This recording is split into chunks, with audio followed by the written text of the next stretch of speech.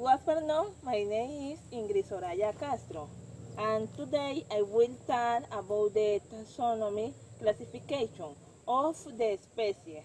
Really, the evolution of life here over the past 4 billion of years has resulted in a great variety of species.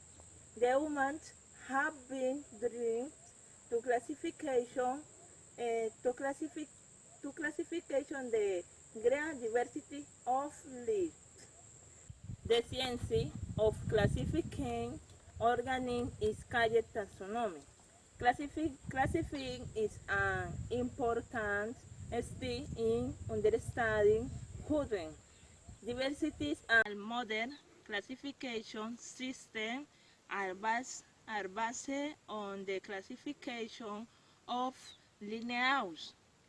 I was developing by the Sweden botanist Carl Linnaeus to classify living things that have been unknown until then. Growing organisms can share obvious physical characteristics such as the number of legs of the shape of the label. Thank you.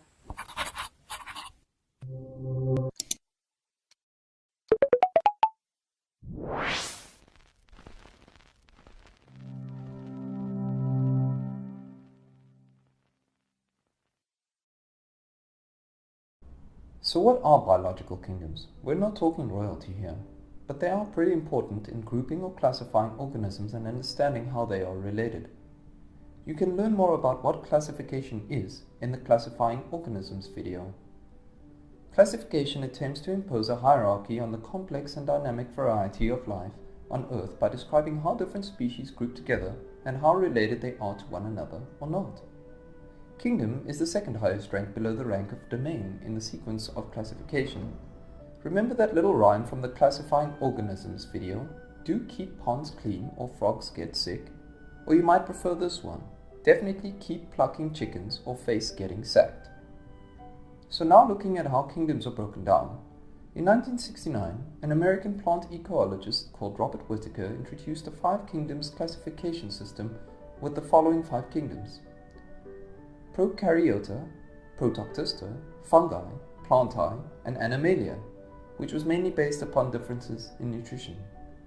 Each kingdom has characteristic features so that an organism can easily be assigned to one of the kingdoms. These characteristics are based on cell walls, whether they are eukaryotic, prokaryotic, and on the way they get nutrition. Starting with animals, also known as Animalia.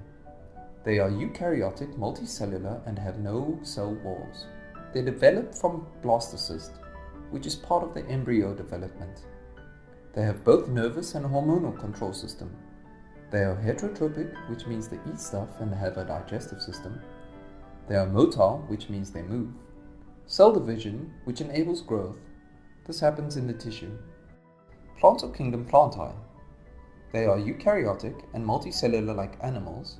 Unlike animals, they do have cell walls with cellulose in. They are autotrophic, which means they use photosynthesis to make their own energy from sunlight. Their growth is restricted to meristems, which is layers of dividing cells. They are non-motile, and they have a leaf gas exchange system.